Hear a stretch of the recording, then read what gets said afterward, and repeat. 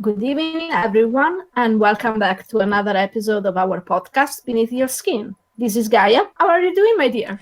I'm doing good, Zoe here, and yeah, it's not too bad. I'm in a pretty good mood today, which I like. Yeah. And it's not so often we can say we watched a good movie, but today, yes, we can say it. And we are going to talk about the movie called The Possession. Finally, we see a movie that is well done, an American movie, well done, very well done. Not too many plot holes, even if at some point we lose a character. Literally, Yeah. we lose him. He just runs off. He disappears. I guess he's gone then. Bye. He disappears. He runs away. Okay, he has his good reasons to run away because the possessed child of his girlfriend basically causes him to spit blood from his mouth. I am not sure if that wanted to be a scene in which he loses his teeth because he's a dentist or something. But yeah, so something very bad happens to him. So he has good reasons to run away, but we literally never see him again. I feel like there was a scene that was edited out. Like got on that probably would have been the wife talking to him going, you ran away, and him going, your kids are too creepy, I'm not coming back. I feel like it just needed one little phone call to show that they split up because he's actually a bit of a controlling wuss. Yes, and it really lacks of a closure. So I think the scene that we should have watched was cut out in the final editing for whatever reason. But yes, we lose a character. But hey, it's not a great loss. So we are not too heartbroken about that. And for once, we see a movie that deals with Hebrew mythology. And yes, sit down, people. The main character, when he understands what he is dealing with, he reaches the Hasidim community in New York and ask a Jewish people about what the hell is going on. Yes, he is that smart. He goes to the ones who can really help him. So that was a good twist in horror movies. For once, the main character does something smart, and we can finally see some good mythology treated right. Yeah. Because the main character goes to the right people, and the Hasidim community is an Orthodox community and very close. Even the Rabbi, he doesn't speak English. He only speaks Hebrew. So he needs someone else to translate what he says and what the main character tells him. That was very well done, because it really points out how they are a society on themselves. And it was shown to us in a very gentle and delicate way. It wasn't offensive at all. It was what you wanted to see while dealing with such an obscure mythology and community. We don't know much about Hasidim. And now that we watch the movie, we are left, of course, with many questions, but we also are left with the feeling that it was treated well. It helps that the main character is Jeffrey D. Morgan. Yeah. It's always good to see him on screen. The plot was solid. Not many plot holes. The acting, for once, the two girls were very, very good. Two very young American actresses, very, very good.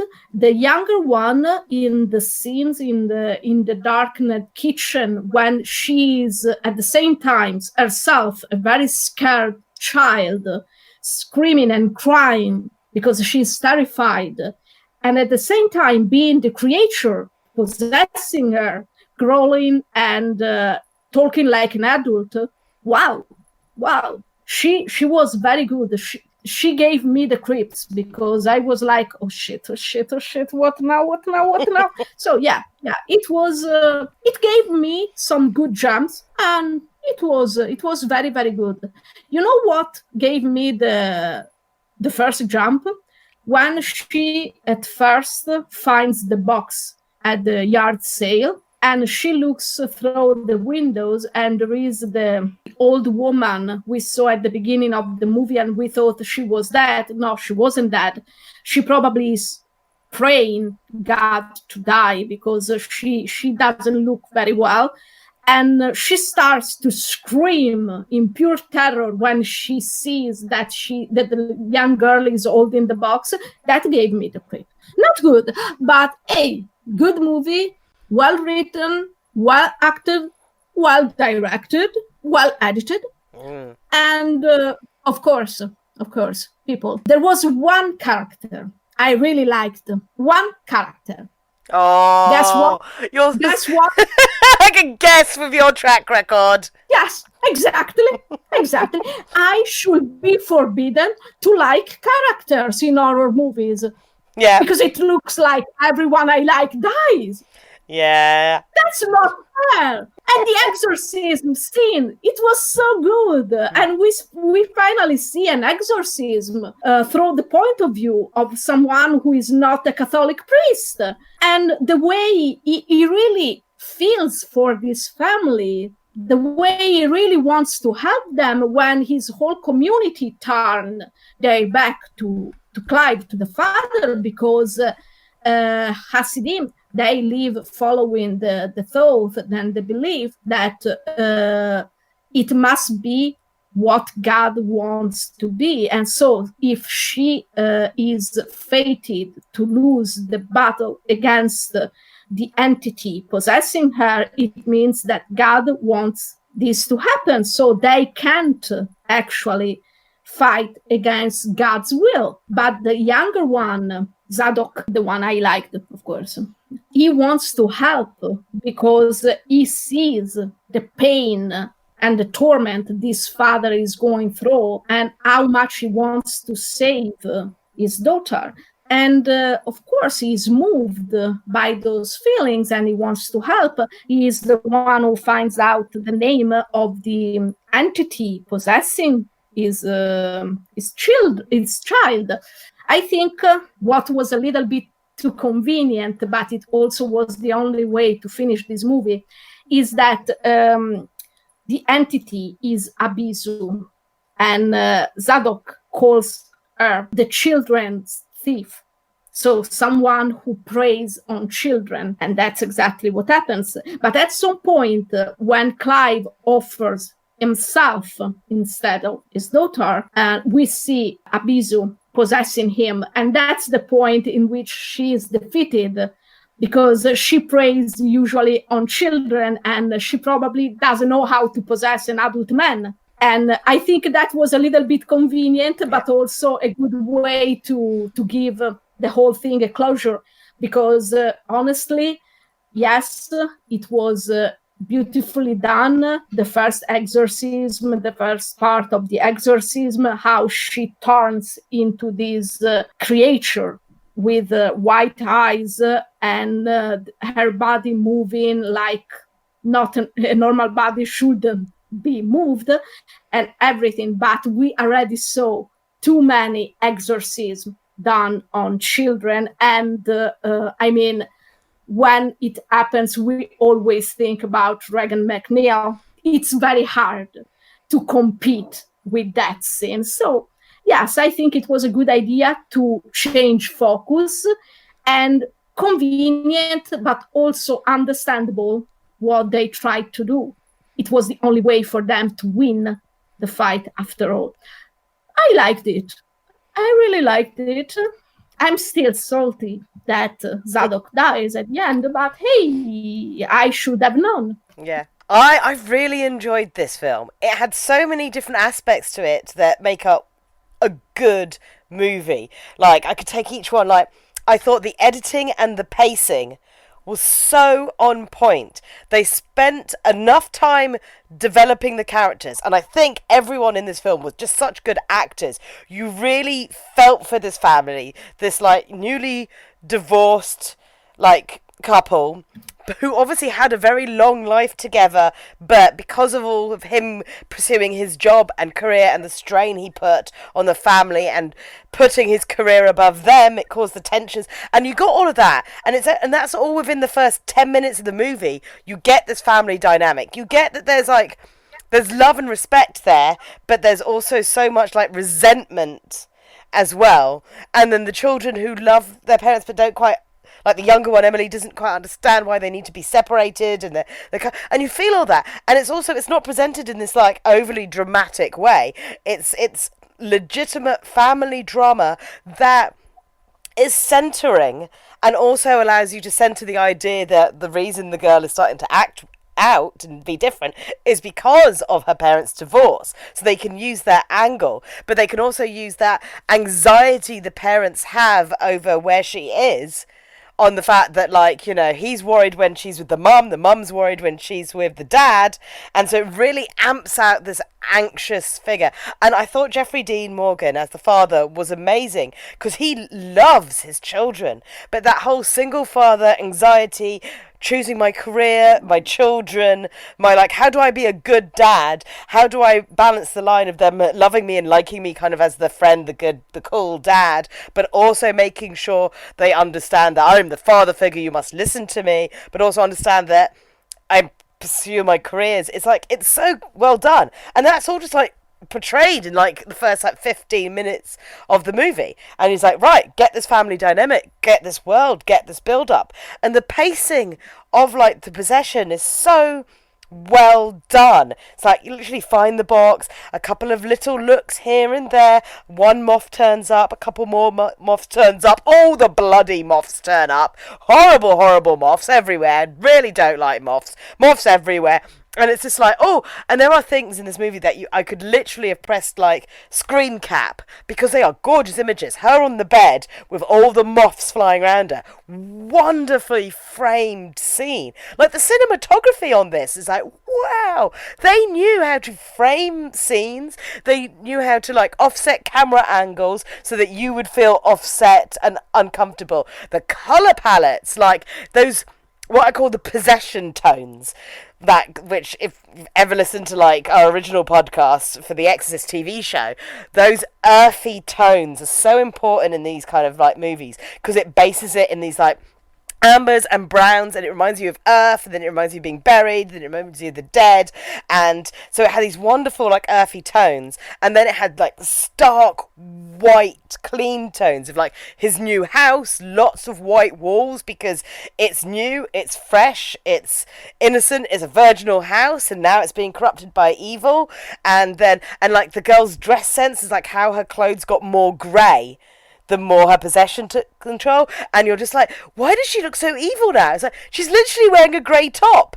I mean, and then the fact that like her hair was getting a little bit greasier and stuff, and she could give that wonderful stink eye stare. But it's like so clever, because she starts off wearing lots of whites, and then her clothes get greyer because of the corruption going on. It's like, oh, these colour schemes, it's beautiful. Like the scenes of when she runs out into the night, and those long camera shots down like the road to make you see just how vast and empty and isolated and alone. And then having like Jeffrey Dean Morgan like in the centre of the shot, and then away from, you could just feel his anxiety, because all of a sudden like the world has got too much for him. There's so much, and it's like, oh, this is what cinema's about. It's using your camera angles, your mise-en-scène. The scoring is good.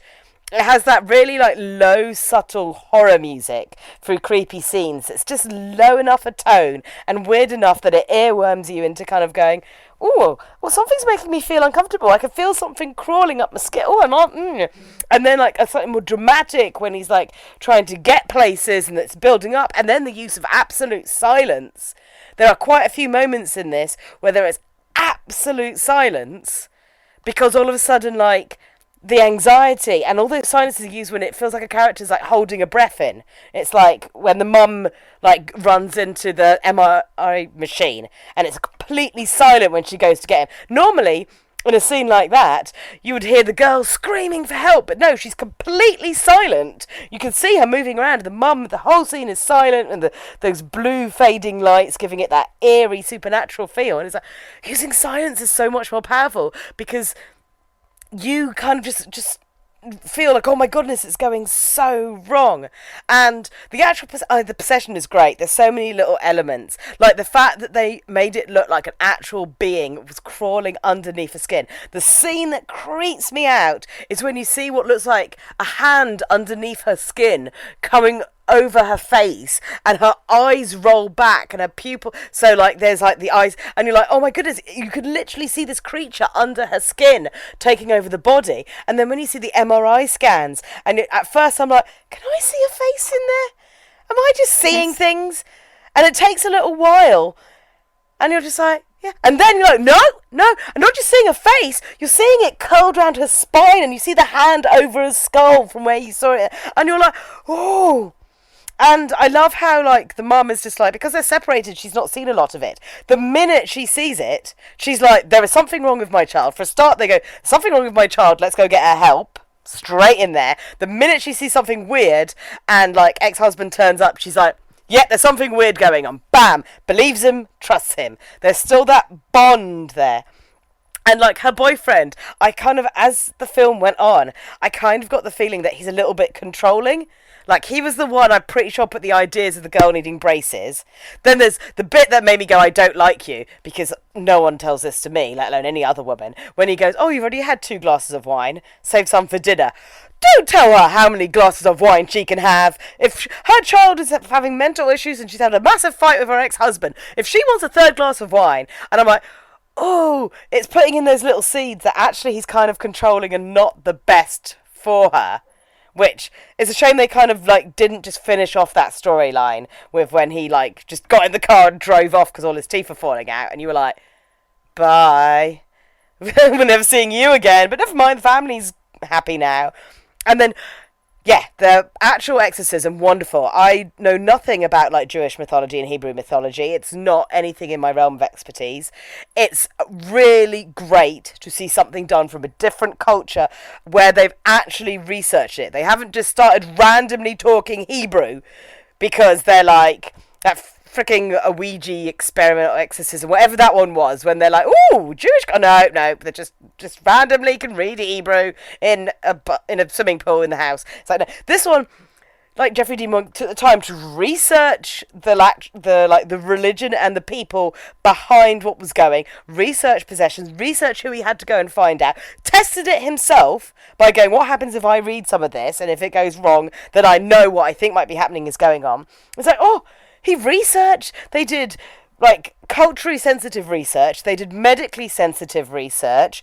The family was well developed, and the actual haunting was creepy. There's like the little, the hands in the throat and the rolling back, and the girl's just stink eye stare was just like, and by the time it all culminates, yes, it's a little bit convenient that they managed to literally, like, pick her up from her bed and run off in the hospital without anyone going, a patient's being kidnapped. But never mind. It's fine because it gives us that amazing scene with, like, the exorcism and the way it's progressed, and it's the bit when she's standing under the exit scene. That was another one I wish I could have put a screen cap from. Gorgeous. And it's such a simple yet creepy line. She's like, oh, why, Daddy? Daddy, you hurting me? Why did you hurt me? And she's just repeating it, and it sounded, and you just got all the bodies from the morgue, and you're like, are they going to move? And they never go as far as other things. Like in a more showy American film, they would have all just suddenly sat up. No, none of that happened. The lights just went out.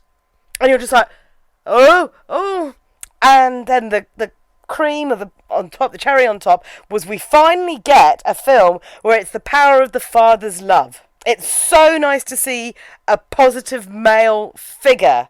Like, yes. And the fact that, like, fathers can love their children every bit as mothers can, and their love is just as valid. And I love how the Biduk, this malevolent spirit, was very well studied. The Biduk is the ghost or the remaining spirit of someone who died, who wasn't a good person. So they remain to do evil things, basically.